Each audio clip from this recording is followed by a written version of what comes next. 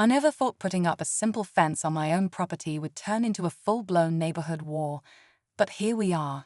It all started when I finally decided to put up a wooden fence along the back of my land. It's a peaceful area with woods behind it, and honestly, I just wanted some privacy. What I didn't realize was that my property had become an unofficial hiking trail for one very entitled neighbor. Now, enter Karen, and yes, that asterisk kind of Karen. She's not just any neighbor. She's on the HOA board, self-appointed ruler of the block, and apparently, she thinks my backyard is her personal walking path. The moment she saw the fence going up, she stormed over like it was an emergency. No knocking, no polite conversation, just yelling about how I was blocking the community's access to nature. I calmly explained that the land behind my house was mine, that the trail was never public, and that I had every right to build a fence, but she wasn't having it. That's when things started to spiral. She called an emergency HOA meeting, started rallying neighbors, and even threatened legal action. What happened next was something I truly didn't see coming, and it made this neighborhood feud go from annoying to absolutely outrageous. A few days after that first blow-up, I started hearing whispers from neighbors. Stuff like, "Did you really cut off the trail?" Or "Karen said you're trying to ruin the neighborhood." I was honestly shocked. Most of these people had never even used that path, and now suddenly I was being treated like some kind of villain. That's when I realized Karen wasn't just mad, she was on a mission. Turns out, she'd been using that little dirt path for years, walking her dog, taking morning strolls, even bringing guests down it like it was a community park.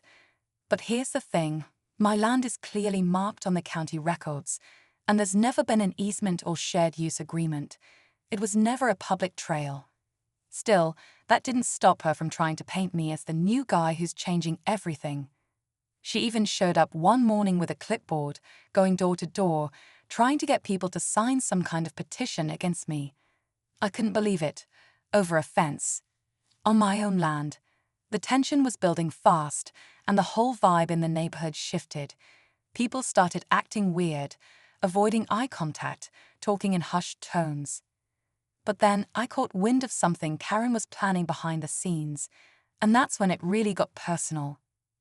A week later, I got a letter in the mail from the HOA, an official notice claiming that my fence was in violation of some obscure community guideline. But here's the catch. My property isn't even part of the HOA. When I bought the land, I double-checked that detail on purpose. Still, somehow, Karen had convinced the board to treat my land like it fell under their rules. That's when I knew this wasn't just about a fence, it was about control. I started doing some digging and found out Karen had tried this with other neighbors too, pressuring them to follow HOA guidelines, even if they technically weren't bound by them. Most people didn't fight back, just gave in to keep the peace. But I wasn't about to be bullied on my own land. I talked to a few neighbors who had also clashed with her before. One guy said she once reported his shed for being too rustic. Another said she filed a noise complaint when their kid had a birthday party.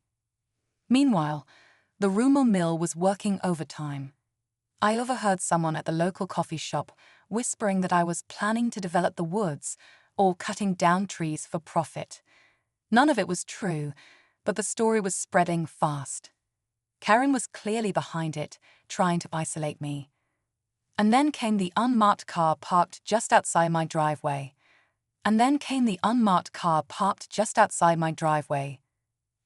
At first, I thought the unmarked car outside my driveway was just someone lost or maybe waiting for a friend. But when it showed up 3 days in a row, same time, same spot, I started to get suspicious.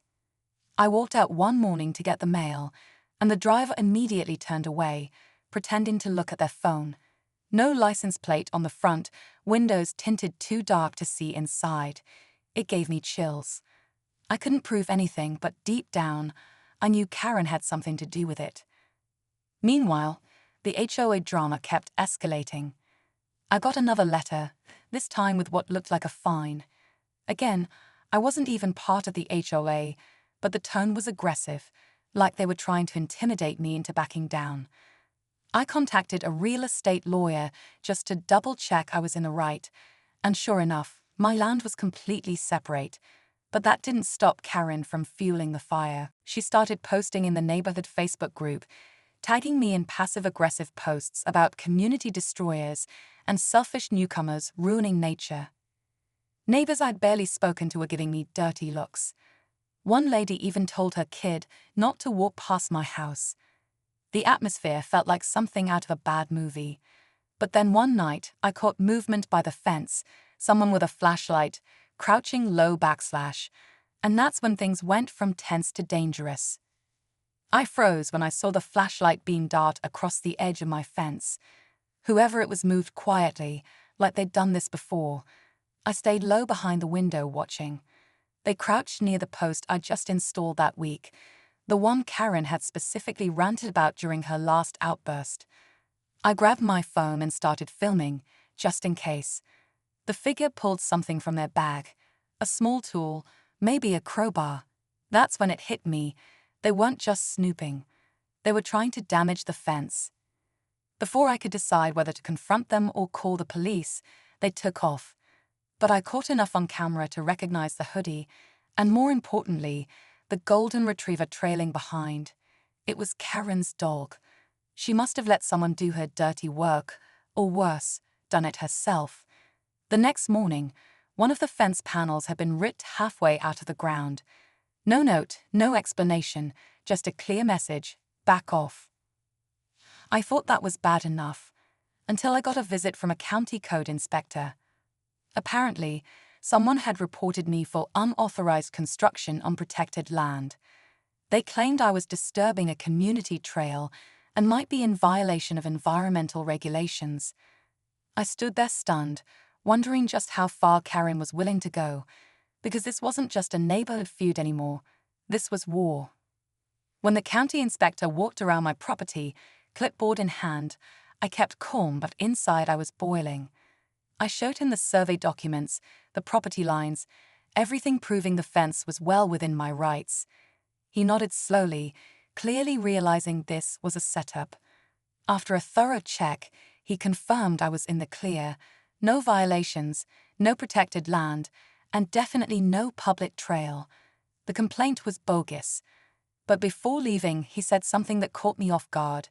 "You're not the first person I've visited because of her." That was the moment it all clicked. Karen had been using official channels to harass anyone who didn't fall in line.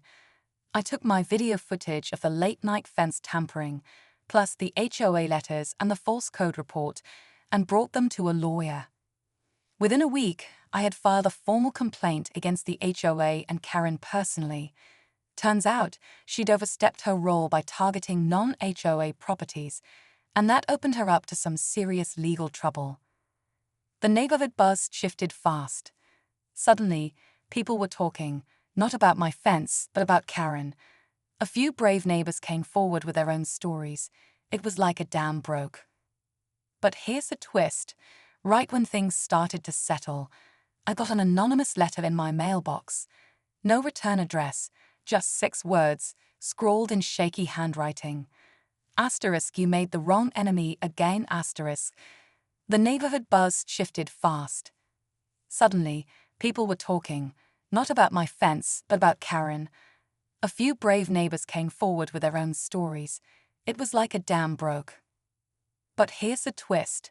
Right when things started to settle, I got an anonymous letter in my mailbox.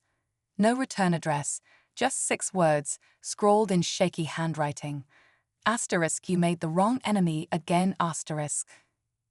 I stared at that letter for a long time, unsure if it was just another scare tactic or something more serious. I handed it over to the authorities, and they took it seriously enough to open an investigation. Nothing ever came of it, but the message was clear. Someone, maybe even Karen, wasn't finished. Still, the damage had already been done, to her. The HOA quietly removed her from the board after multiple complaints were confirmed. Neighbors slowly started speaking to me again, some even apologizing for believing the rumors. A few admitted they'd felt intimidated for years, but hadn't known how to push back. That fence, simple as it was, ended up standing for more than just privacy. It became a line between letting things slide and finally standing up for myself. I still take walks through the woods behind my land, now with a little more peace and a whole lot more awareness. Karen moved a few months later, sold her house quietly, no goodbye, no explanation. Whatever battle she thought she'd win, it didn't go her way. So yeah, I built a fence, not just to keep people out, but to draw a line. And sometimes that's exactly what you need to take your home back.